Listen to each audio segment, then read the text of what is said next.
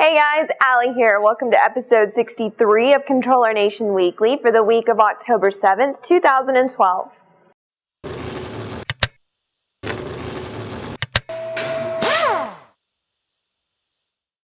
Last week we reported that it looked like Rovio and LucasArts were teaming up for an Angry Birds Star Wars crossover.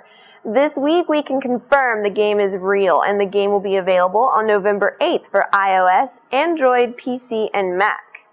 Valve is looking for people to help them test future hardware and some games. Currently, they are only accepting people that live near the studio in Seattle and Bellevue, but everyone is welcome to fill out the survey as they might do some remote testing in the future.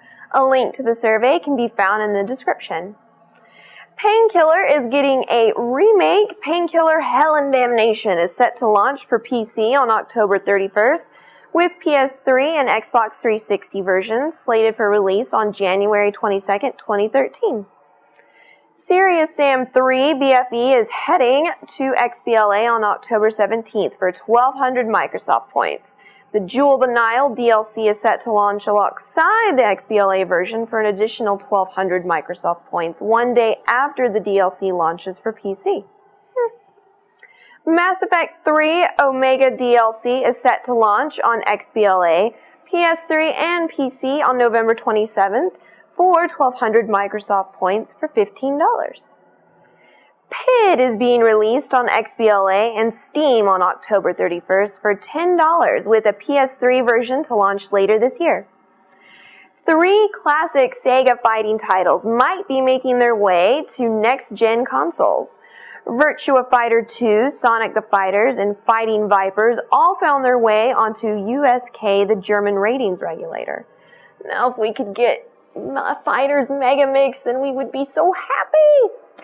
Speaking of fighting games, Capcom has announced that Darkstalkers Resurrection is headed to XBLA and PSN for $15.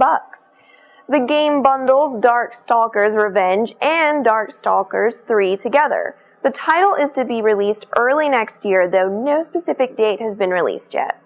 For those unsure about this upcoming title, Capcom is using the game to test the waters for the viability of a possible Darkstalkers 4. So if you want a 4th installment, you should pick up a copy of Resurrection. Since game bundles are all the rage at the moment, Rockstar Games is trying to get a piece of that pie with the Rockstar Games Collection. The bundle includes Red Dead Redemption, Grand Theft Auto episodes from Liberty City, LA Noire and Midnight Club Los Angeles Complete Edition, and will be available November 6th on Xbox 360 and PS3 for $60. On October 23rd, the PlayStation Store will be getting a facelift for North America. The update is supposed to be a better user experience with better content discovery.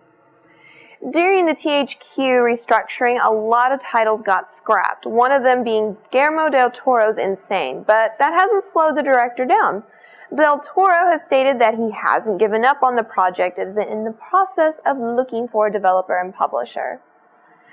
Fox is currently in the process of developing a Battlefield Bad Company TV series. Currently, John Eisendrath of Alias fame is set to write, as well as executive produce with Doug Robinson, Patrick Bach, and Patrick O'Brien. Now we're going to end this week in the typical fashion with some bad news. The developer Backbone suffered some layoffs this week, but that's not it. THQ has also shuttered their Melbourne publishing office. So as usual, we wish everybody involved the best of luck with any future endeavors. So that'll end it for this episode. Come and like our Facebook page and follow us on Twitter for updates, and we'll see you here again next week.